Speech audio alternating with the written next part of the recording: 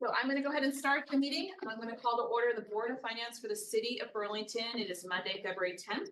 It is 5:02 p.m. Our first item on the agenda is the agenda. Is there a motion? Move to adopt the agenda. Moved by Councilor Barlow. Is there a second? By Councilor Travers. Any discussion on the agenda before we vote? Seeing none. All in favor indicate by saying aye. Aye. Any opposed, nay. Motion carries unanimously. Moving right along to our public forum. Public forum is our practice to first see if there are members of the public in the room, and then we'll go online. And if there are multiple people in the room, we'll stick to about a 2-minute or so time period. Each person, I'll time them just to make sure we have enough time to get the rest of our agenda. So we'll begin first in the room. Is there anyone here to address the Board of Finance for public forum? Great. Are you coming as a pack or one at a time? We probably similar things to say, but. Well, how about you each individually come up? So if you want to join us at the table and introduce yourself, and I will loosely keep an eye on time. We often have public comment in Board of Finance, but we try to stick to the council rules upstairs. Welcome. Hi, I'm Jeff Dick, a property owner on Church Street and had been a long time member of the Church Street Marketplace for years. I thought it was appropriate that I come and speak to the Finance Committee because this has to do with public safety on Church Street. The retail theft, as you've heard, but I just want to emphasize, it is at epic proportions out there on the street. And nobody feels safe, especially store clerks. They have to deal with this every day. Lululemon, out before they had their security guard, thousands of dollars per day would leave that store. CVS still reports to this day, on average, 20 thefts a day. Between candy bars, a whole basket of goods goes out the door. This is with a security guard at the door. This is unsustainable. It cannot continue. Paul Raven is leaving. Obviously, you don't ask them, they'll tell you it's retail theft is a large part of it. And on top of that, their customers are not coming downtown anymore. There's going to be probably in a month, there's going to be another well-named brand store to leave the street for the same reason. That cannot continue. We need more public safety resources downtown. In 2019, our taxpayers were paying for a police budget that I think represented 95 officers. We're paying higher taxes and getting less service. And when the city council voted to reduce the number of police officers on the street, nobody came to the business community and said, hey, how do you think this might impact your downtown environment? We would have told everybody this was a bad idea. So I would hope that the city council can vote for a budget moving forward that goes back to a budget that's well over 95 officers. And if we don't have the officers, figure out a way to allocate those funds to either the Marketplace Commission or some fashion that can ramp up public safety and deal with the retail theft. And I wanted to also point out, somebody clued me in, they Googled retail theft prevention in Burlington, and this pops up from the city website. It just was handed me today. And on the city website, it says, Burlington has on average 363 retail thefts incidents per year, one per day. I know there's a store owner back here that deals with more than one per day in one store. So the information on your own website gives a misleading idea about what's going on. It also says, it gives ideas about how to prevent retail theft. It says, post a sign that says you will prosecute retail theft. Every retailer on the street knows that this is false. Nothing happens to any of these thieves. And so they feel emboldened. And because there's no police on the street, there's no consequences for any of this behavior, and they are emboldened to just steal at their heart's content. So you really need to get your arms around this. Thank you.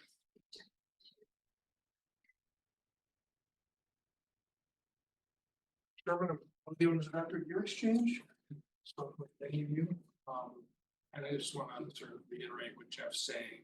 I can say that we are seeing anywhere from 3 to 8 thefts a week.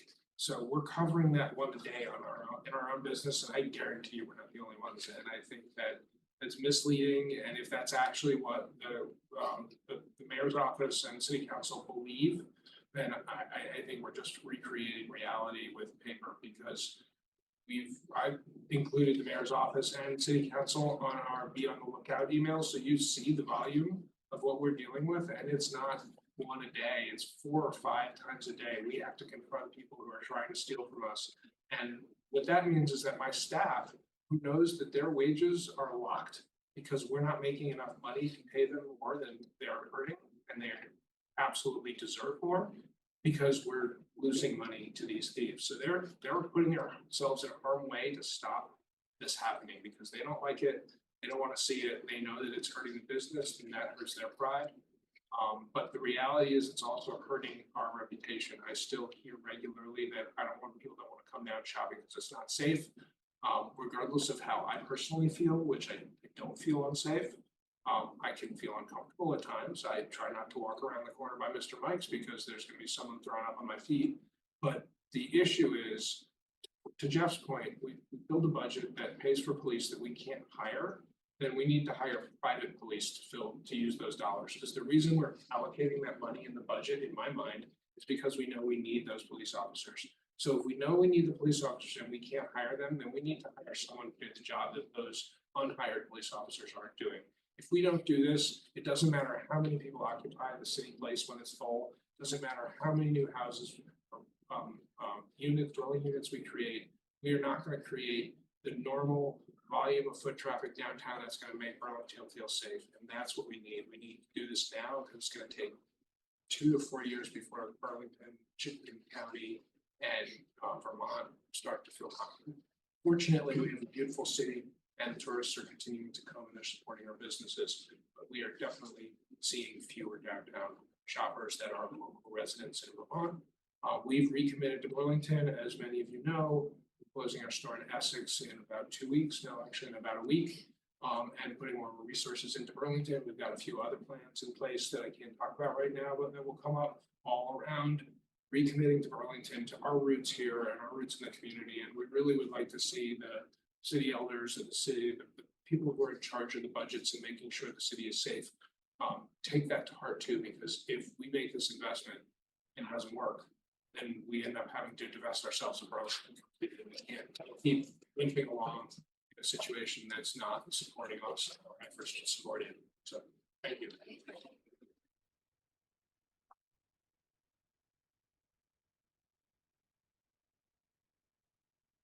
My name's Jen Davis. I own restaurants in Chittenden County. I own 3 in Burlington and a few outside of Burlington, and I'm giving a great deal of thought to my future in Burlington.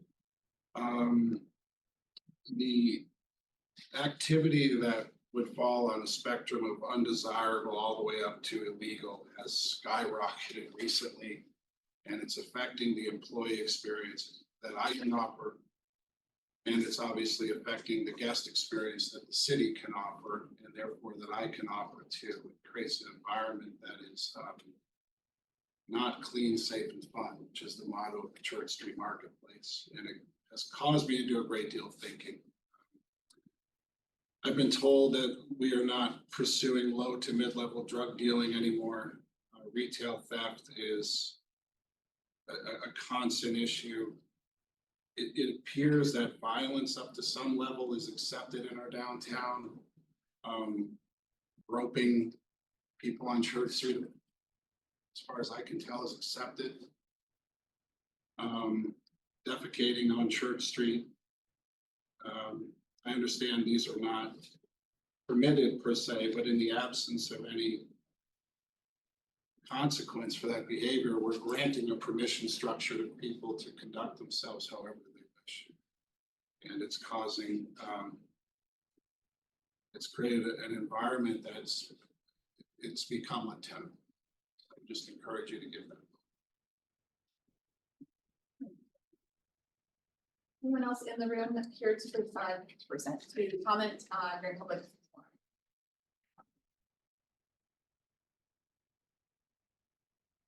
Being none in the room, we'll go online and have former City Councilor Sharon Busher.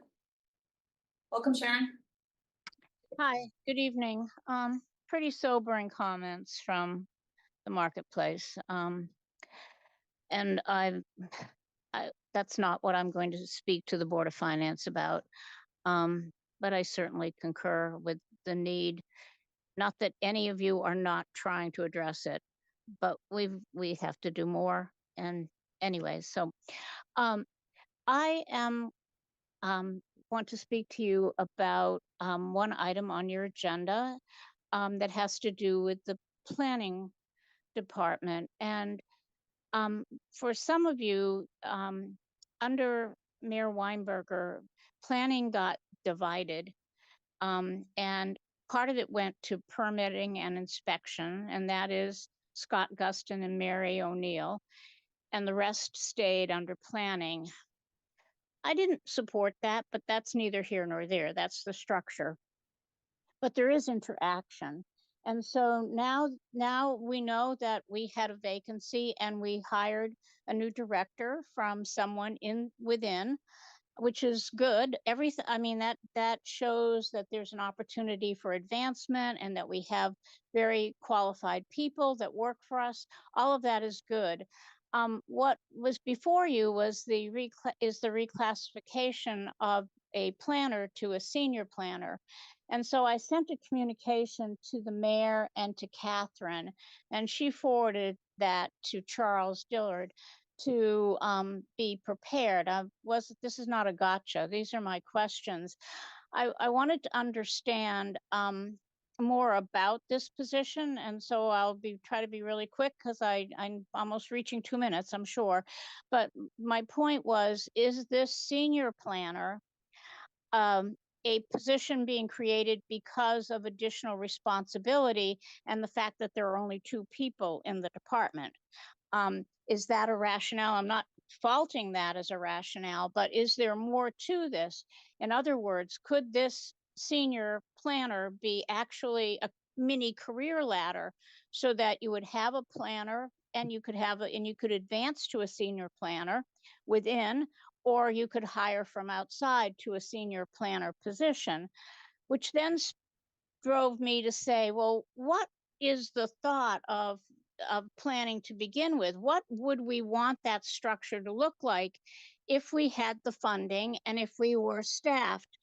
I think that that's key to when you reclassify. You're looking at who you are and how you function. And so there was a reference in the comments about the senior planner interacting with the principal planner. The principal planner that we had a vacancy, but we do have a principal planner who is Mary O'Neill. And so I wasn't quite sure how the interface of all this worked.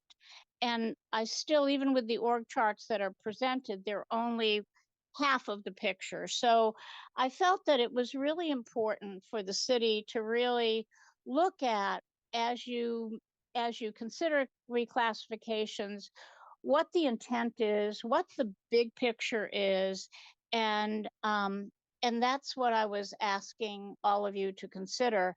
And in no way does this reflect the qualifications or the people doing all the work. 2 people to run that department. It's a lot of work, and they all do a very good job. So those are my comments. Thank you. Thank you, Sharon. Is there anyone else online? Don't think so.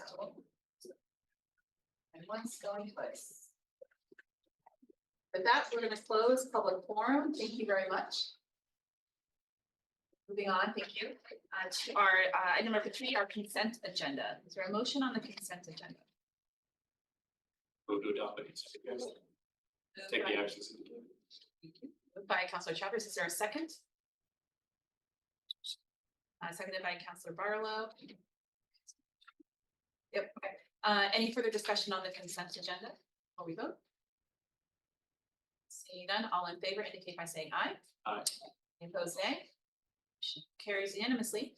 Moving right along to our deliberative agenda, item 4.1, which is regarding our Burlington Police Department interior floor replacement.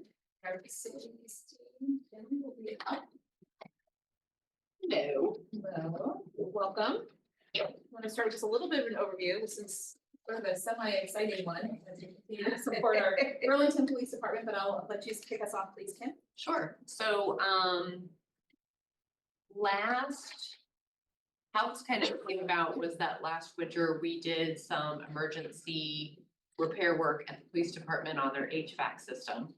Because of that, we have a little bit of some wiggle room and play with the HVAC that we were gonna upgrade this year. So one of the things that we're doing this year for certain, which we're planning right now, is installing new HVAC and controls in the admin area of the police department, which is kind of up front to the left, right when you walk in. Because we did some of the emergency repairs last year, we have money that we were going to continue to rebuild some of the HVAC in the system. However, what we've realized over the course of the last couple of years is that the epoxy flooring that's in this building is failing miserably. It's to the point now where if you can imagine walking down the hall of City Hall and the marble was all chopped up and holes in it and it's shifting and moving, where every time you have to walk down the hall, you're worried about not tripping, and there's safety cones on it and tape in there. So what we'd like to do is go in, have the epoxy flooring ground down, have the concrete ground down, have a special moisture barrier coated over the concrete, and then put a really durable vinyl plank floor down that will actually last. And it'll just make the building not only look better for employee comfort, but it'll be safe. Again, they don't have to worry about tripping over things every time they walk down the hallway. So that is the project in a nutshell, and I'm wondering what questions you might have that we can answer for you. Thanks, Kim. And before we go to questions, I just want to acknowledge how much work you and the facilities team, and then also our capital team, and our treasurer's office has been doing to figure out things that are already in our capital plan for this particular building, but also trying to get creative because there are multiple parts of this building that are not at their best. They're not making for the best working conditions for folks there. And you might see if you go past the building, for example, we're finally repairing the pillars outside as well. So this is one piece of it, but I want folks to know that there's multiple pieces. We're trying to make sure we're investing in critical needs in the building. And then as we talk about the bond at another point, if for members of the public in particular, there's additional pieces that we hope to also bring online. This building is the only place for our police and professional staff in the BPD to be working out of. Questions from the board or comments? Councilor Kane? So I'm just wondering how this might fit in relation to a new department. As I understand, the building itself is not a place we're necessarily committed to being, and so I'm just want to make sure we're being thoughtful about investments. When you say new department, are you thinking new building? New building. Okay. So basically, with the flooring the way it is, we're not gonna get another 5 years out of it. And so it's something that's become a real need and something that must be done versus something that like, oh, we'd like to do this and it'll look great for 20 years to come. It's more like, we have to do it or somebody's gonna trip on the flooring and hurt themselves. So, and I appreciate the comment, Councilor Kane. I mean, we're trying to be very diligent around how we're really at the very beginning stages of scoping out a new public safety building, whatever it might be called. We just completed the bid process for sort of the design element of it. So we're a couple of years at the fastest away from that. And that we have to also find secure funding and all these other pieces. So this is really a critical need. I'm not sure I would use the word emergency, but it is a critical need for employee safety at this point to be paying attention to the items that Kim and the team are really paying attention to, including the floor. Yeah. And some of the things that we've done, for instance, is, you know, we made sure that when the contractor was in the building doing the repair from their last problem, that they did the testing for the floor while they were there. So we're trying to be really proactive in efficiencies of time and money instead of having to come back later and do the testing and things like that. The flooring that we picked is not frivolous at all. It's very simple, but it's clean and it'll make it safe in there for them to walk down the hallways. It'll make it really easy to clean and keep the building up to date. But again, it's nothing fancy. There's nothing where you walk in and go, wow, this is beautiful. It's gonna be very simple and get the job done. Other questions? Comments? Counselor Travers? Just wondering if you could speak a little bit more, and maybe it's a question for the CAO.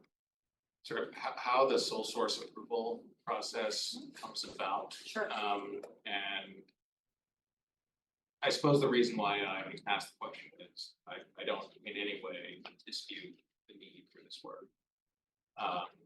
And I also admit I'm no expert in vinyl. But 320,000 for 6,000 square feet of vinyl flooring. Yep. Seems high, Sure. and just curious about the sole source approval model and whether or not there was any efforts put into considering getting other bids for this work. Sure. Do you want to answer that, or would you like me to? Why don't you start? Okay. I'm happy to fill in. So, from what I understand, it's kind of a two-part question they're answering. One is that, Catherine did give us sole source approval for Barrington to do the work because they were in the building doing the repair from the arson work. Therefore, they could efficiently do the testing while they were there and make the game plan with a local company to source it all at the same time versus bringing in another specialist, paying them to figure it all out on top of what Barrington was already there and it was already ripped up so they could do it. For that reason, we did get sole source approval to go with them because they're already in the building that all ripped up and tested. And then the second part to your question was about the cost. And a lot of this cost is based on not just the flooring itself, but they've got to grind down the epoxy that's there and move all of that. They have to grind down the concrete that's there and remove all of that. They have to go in and seal all of this from the moisture that's found in the concrete.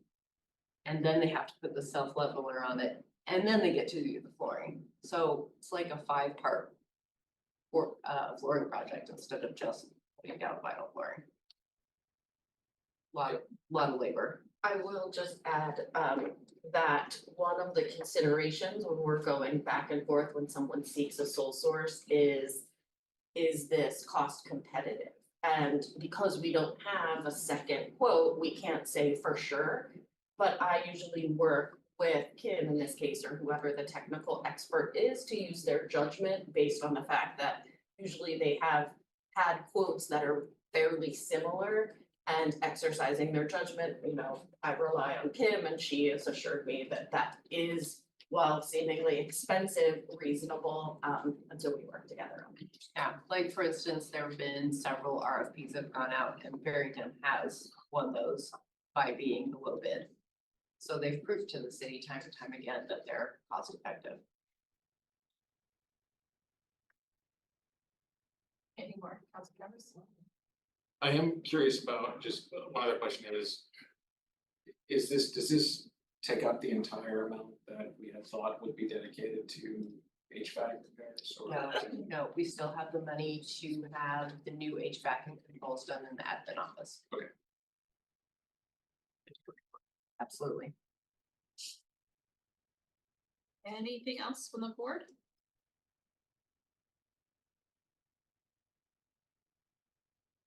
Seeing none, is anyone willing to do the motion? Councilor Travers? Move to approve and authorize the execution of a contract with Barrington Construction Inc. for a price not to exceed $290,192.95. The BPD flooring project plus a project contingency of $29,000 for a total approved project expenditure, including contingency not to exceed $319,182.95. And authorize Cindy White, Director of Parks Recreation and Waterfront, to execute the contract and any related documents needed to carry out the project, subject to the review of the city attorney's office. Thank you for that motion. Is there a second? Councilor Kane seconds. Thank you. Any further discussion before we vote? See none. All in favor indicate by saying aye. Any opposed, nay? Motion carries unanimously. Thank you. Moving on to our next item of reclassification, item 4.2. She's moving. We move over here. Tell me how the chair is. So it's reclassification, retitling of an assistant city attorney to assistant city attorney director of general government and transactional services. And this is in our city attorney's office. So our city attorney, Jessica Brown, will pick us up. Thank you. During his tenure, former city attorney Dan Richardson created 2 new titles for the city attorney's office, deputy city attorney and director of litigation.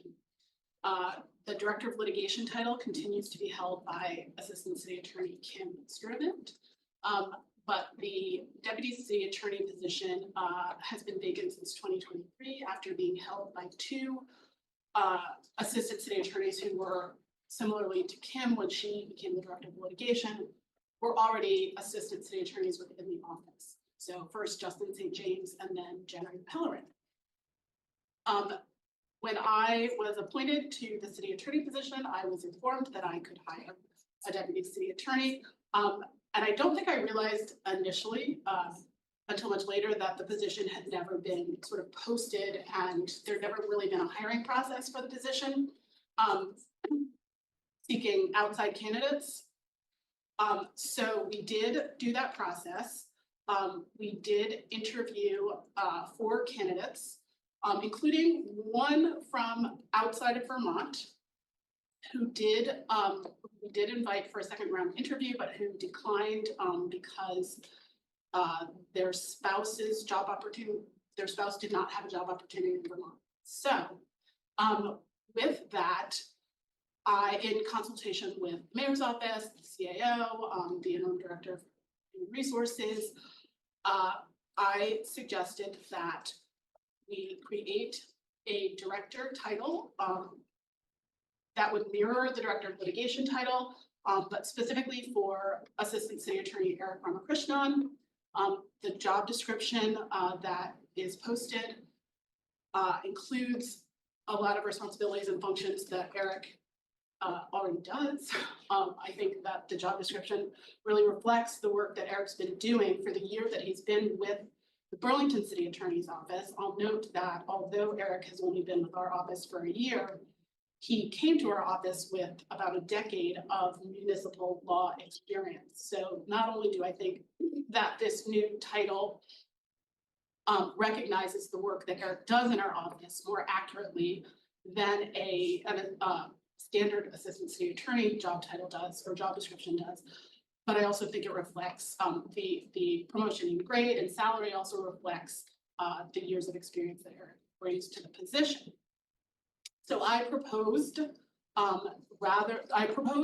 memo that you have tonight proposes eliminating the deputy city attorney position and reclassifying this assistant city attorney position to this new title of Director of General Government and Transactional Services.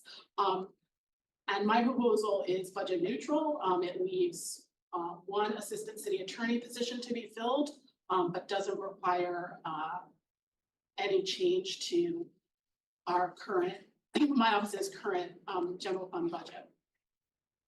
I have received feedback that perhaps we shouldn't eliminate, we should continue to try to fill a deputy city attorney position. I have not crunched the numbers yet, but presumably it would have a different budgetary impact if we reclassified Eric's position and gave him this new title and also continued to or attempted to hire a deputy city attorney. I will say that having gone through the hiring process for the deputy city attorney position, you know, I think that there's this idea that that position will attract attorneys either, you know, from other jobs in Vermont or even from outside Vermont, who bring experience and expertise in particular areas in which attorneys in my office don't come with expertise or are building expertise. I think that will be a challenge. I don't know that it will necessarily be that easy, frankly, to attract experienced attorneys from either private practice or from outside of Vermont to a municipal government position. And I just would also like to emphasize that I think that, you know, having now been in the office almost 6 months, I think that the attorneys in the office bring a lot of experience, or certainly Kim and Eric have both been practicing municipal law for a long time, so they both bring a lot of experience. Eric works really closely on almost everything finance related, including taxes. He works really closely with the clerk treasurer's office and with public works on a lot of the big construction projects. And I also think that, you know, I am witnessing and I hope helping to build up the experience of attorneys in the office, and that specialized titles perhaps can be a pathway moving forward for any assistant city attorney to pursue advancement within the office. And I hope that that helps retain the attorneys that we're helping to, that are developing these areas of expertise within the office. So with all of that said, ultimately my goal is to have the Board of Finance approve this reclassification and retitling for Eric's assistant city attorney position.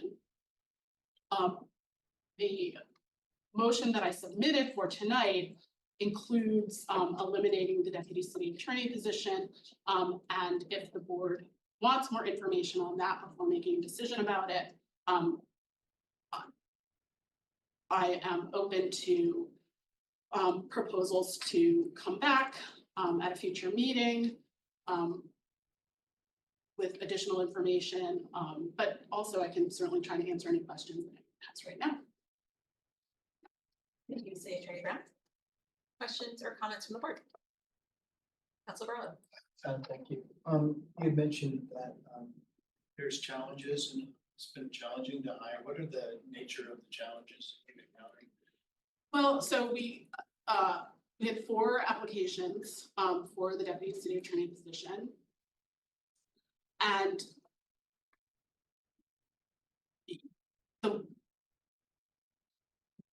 I don't think anyone, I think the challenge is that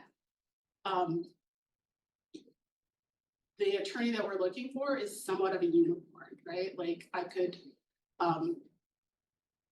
you know, myself and the attorneys in the office now represent all of the departments in our city. And we do, obviously, the council is aware and the board is aware that we use outside counsel for some litigation and for some matters for which we don't have the expertise. But I just, to my mind, it's not necessarily realistic that we are going to, you know, that if we identified, for example, environmental law or employment law as a particular area of expertise, that we're going to get someone, you know, with 10 years of experience as a labor lawyer who's going to leave their firm or, you know, well, who knows what's happening with federal jobs right now, but, and I mean, I say that sort of jokingly, but sort of seriously, like maybe suddenly our pool of applicants will be bigger if we continue to post the deputy city attorney position, literally because of the changes that are happening at the federal level of government. Obviously I can't predict that, but just in terms of the experience of posting that position and going through a round of interviews with the applicants, with the 4 applicants that we thought merited interviews.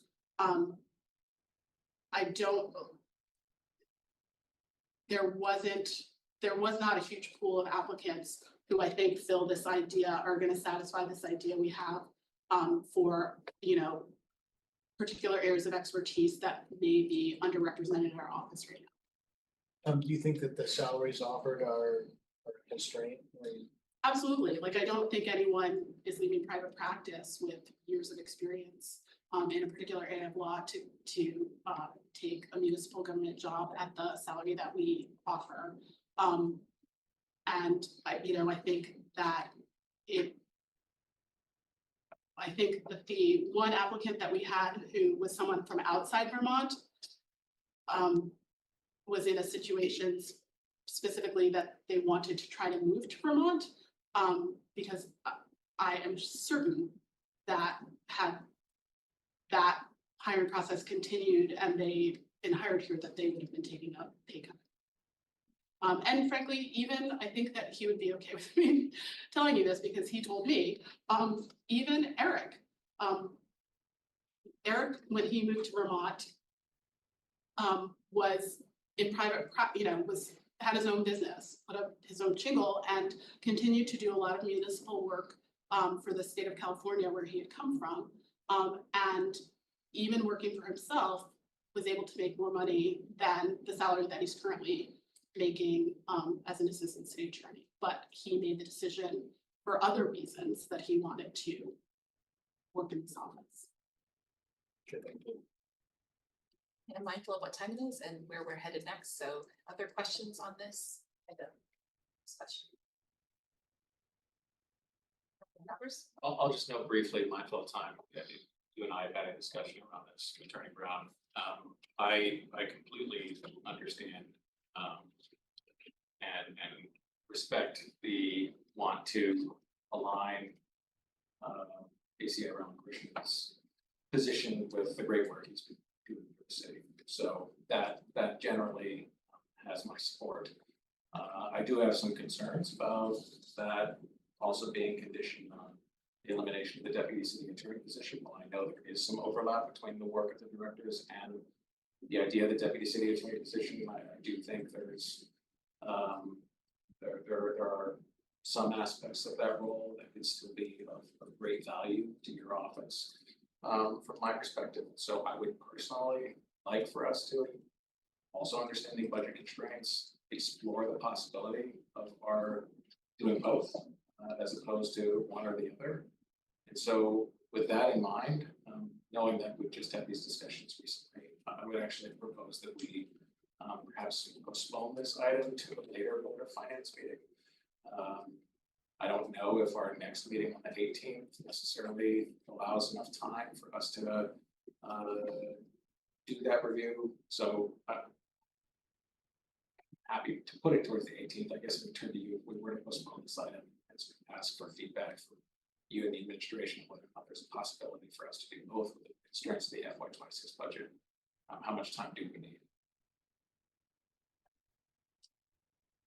Councilor Travis, I wonder if you would be open to dividing the question, because there's two actions in this within this motion. There is the motion to eliminate the vacant position of deputy city attorney, and there is the approval of the reclassification of the ACA position. I hear you on the desire to delay action on determining what we next do with the deputy position, but I am wondering if you would be open to not even formally splitting the question, perhaps just making a different motion that is the second half of the motion for us. Yeah, I mean, I am personally open to that. Would you like to make that motion? Sure, maybe? I will. And I will note that it's not on our council agenda. And so if we were approving tonight, this would not appear on our council agenda until the 18th at the earliest. So with that note, I would be happy to move the Board of Finance recommend that the city council reclassify, retitle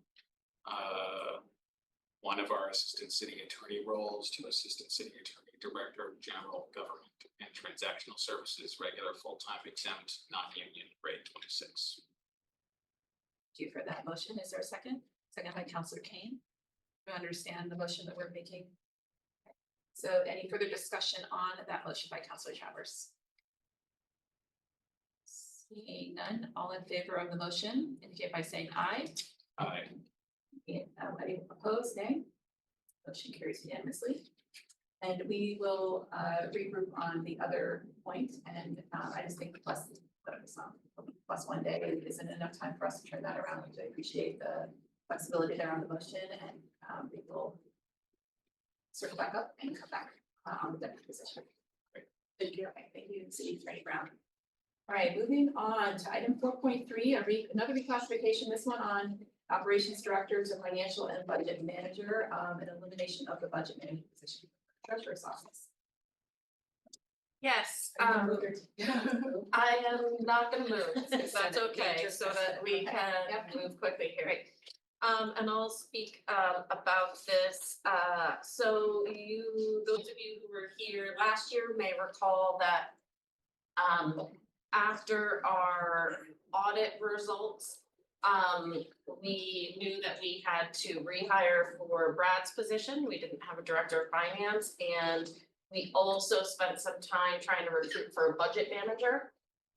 Ultimately, we were not successful, and it took longer than we anticipated to recruit a director of finance. And so we made a decision to hold on that budget director, get a director of finance in, and let that person decide if we still needed the budget manager. And so Brad has been here almost a year. He's had plenty of time to settle in. And we realized we did still need a budget manager role. We realized that that person could also do a little bit more of the work on the budget to actuals. And so we have updated the job description just briefly. It stayed at a grade 22.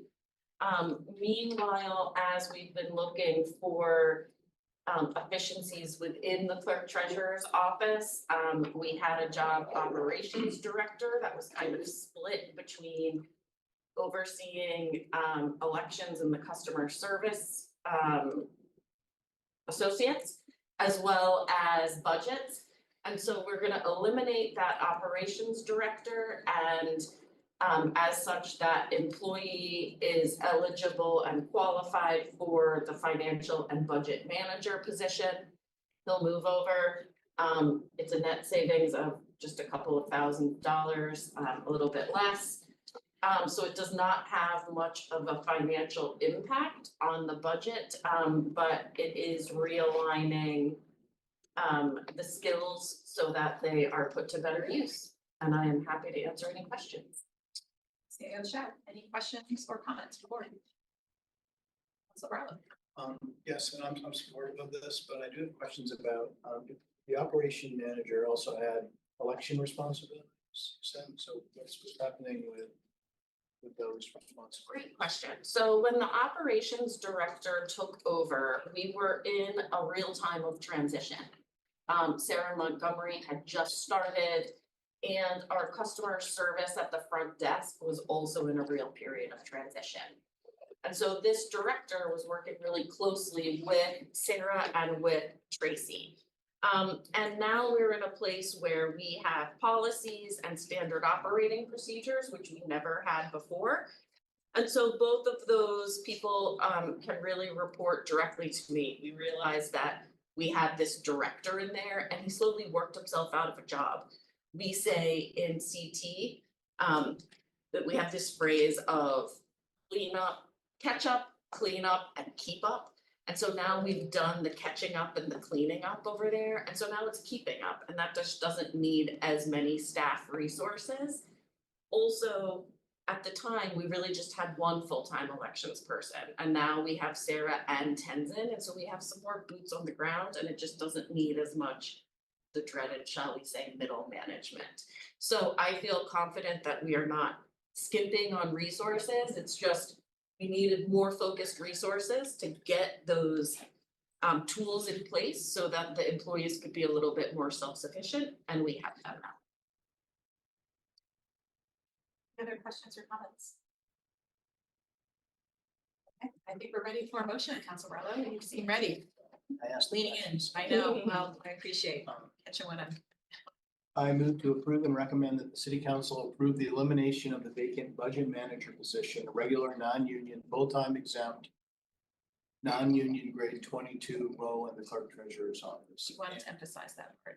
What's that? I'm just, it's a typo, but thank you for emphasizing it's a non-union position. I also move to approve and recommend that the city council approve the reclassification of the operations director, a regular and non-union full-time exempt grade 24 position, to financial and budget manager, a regular non-union full-time exempt grade 22 position in the clerk treasurer's office.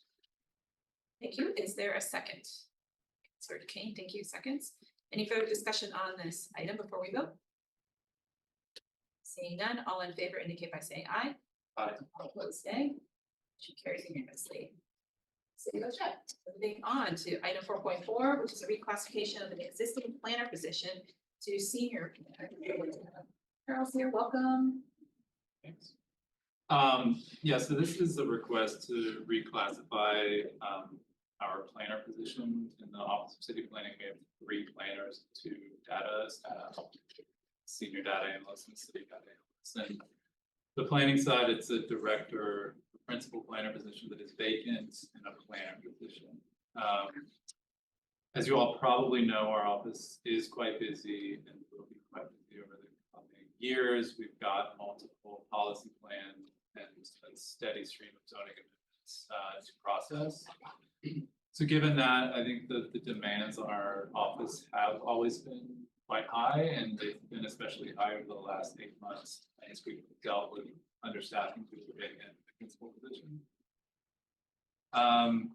So in acknowledgement of project management needs, I think a reclassification is appropriate to a senior position, which does entail project management. The planner position does not entail project management. Additionally, I think community engagement has received additional sort of focus in the city, and our current planner has proved to be a leader in the city in this regard. I think senior reclass to senior would acknowledge that. Would also allow us to spread responsibilities for the planning commission, various committees, as well as other support to council and others. Additionally, in the planning world, accredited or certification with AICP, which is the American Institute of Certified Planners, is a benchmark. It is not an expectation of the planner position. However, everybody in our office traditionally has had AICP certification. Our current planner has achieved AICP certification. And so a reclassification to a senior position, which also doesn't require AICP certification, but recommends that they have that, would acknowledge that. And then, I think that it would finally just acknowledge that retaining our current excellent staff is a priority for our office, and that we would like to reclassify a position to senior. That would bring us to 3 staff, a director, a principal, and a senior. For this year, there is a modest impact to the budget, but considering the fact that we have a vacant position that has remained vacant since July 1, huge savings in that regard. So, happy. Charles, questions or comments from the board? Hello.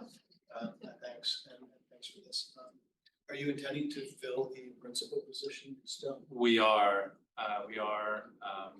We have conducted some first round interviews. We have a couple planned. I think like some of the attorney positions you just heard about, we did not receive as many applications as we thought. I think it's the pay grade. Probably for some folks. I think we've had some very interested applicants from the West Coast. Larger cities who frankly make more in their senior positions now than what even they've been determined to find. Yes, the goal is to hire very soon, as soon as we can. And I guess I didn't get former Councilor Busher's communication, but do you want an opportunity to? Yeah, specifically on the relationship to permitting inspections, we work very closely with that team, which consists of a few members. It's not just 2, I think Sharon alluded to, Scott Gustin and Mary O'Neill in her communication. They actually have quite a few more staff, some of whom we work closely with on zoning amendments specifically. There's no reporting structure between the 2 offices. We're entirely independent of each other, but we are hoping to improve and formalize the way that we collaborate on work. And ultimately, yes, I think my office and permitting inspection staff is interested in exploring opportunities for even more formal sort of organizational alignment. Any other questions or comments on this item?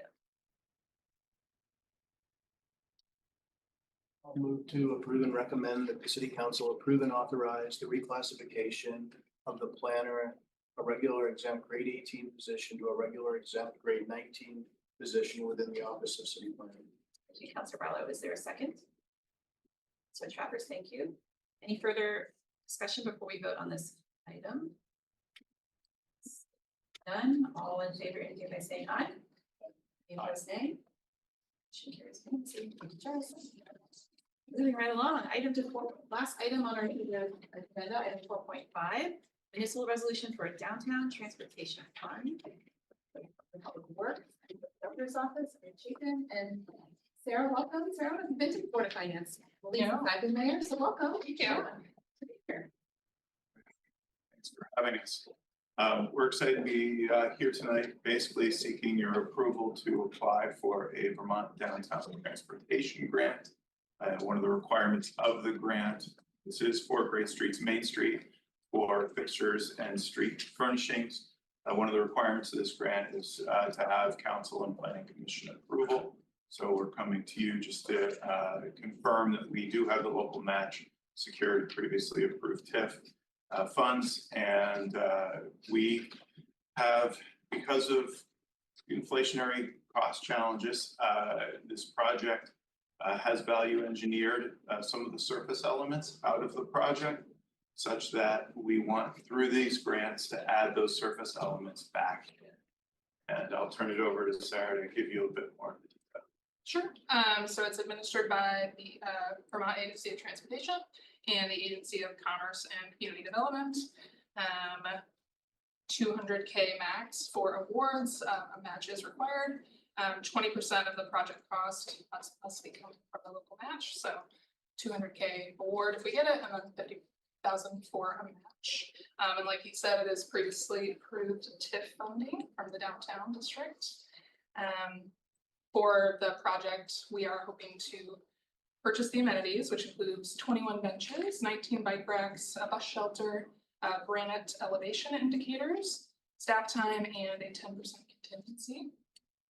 Last time we were awarded this grant was in 2012 for 100K for the lighting in Church Street Marketplace. Our proposal has been approved through the historic review process. That was already, we had the earlier deadline of that. That we got approved for already. This application is due on the 17th. And like he said, we need the approved resolution to apply. So award decisions will be announced in April. And projects must be under construction within 24 months and completed within 36 months of award. Sarah, Jacob, any questions on this item? Comments? Councilor Barlow. Yeah, did you say, Chapin, up to 200,000? Or did you say it's for 200,000? It is a request of $200,000, yes. Okay. With the 50,000 local match, yes. Is there a chance that we would get less than 200,000? Like we get approval, but for some lower amount? Yeah. And then what would be? Usually the state gives us the opportunity to either accept the grant at a partial award or to respectfully decline, given that the itemization of the street furniture could easily be scaled up or down. It's likely we'd continue to proceed with this, and we will be looking for other funding to make the surface features even more remarkable and adding to a real sense of place along our critical Main Street corridor. Let's hope for the best. Yep. Any other comments or questions? Sir Chapman. Sorry to step out. I don't know if you went over this already. But as you no doubt know, Sarah's project, We on the council continue to hear from downtown businesses, in particular expressing concerns around intersection closures here. And since we are here generally speaking about the Main Street project, the intersection of Main and South Winooski in particular, our updates say closed through February of 2025. Are you able to provide any updates or clarity as to when that intersection may be reopened to traffic, if only on a basis?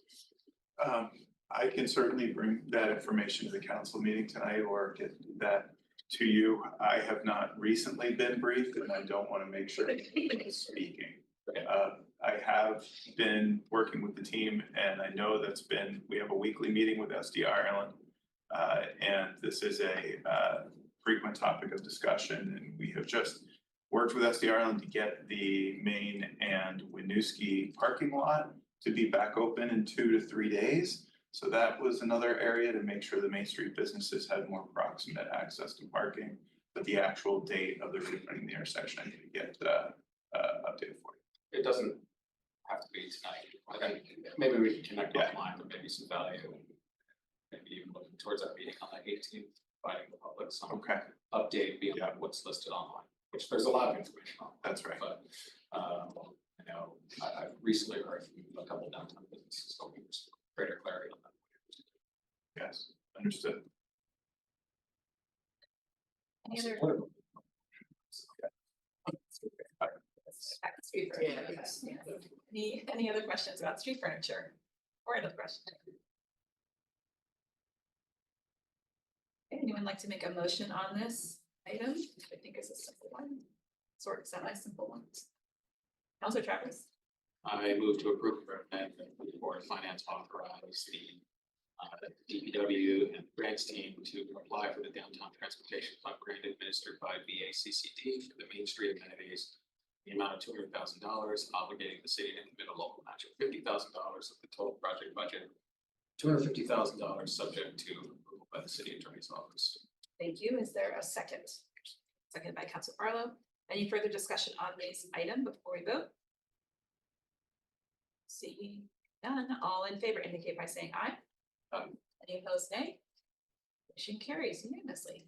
Thank you both very much for being here. Thank you. Thank you. With no other business, I'm going to adjourn the Board of Finance for the City of Burlington at 5:59 p.m. Thank you very much. You go. 15 seconds. Is the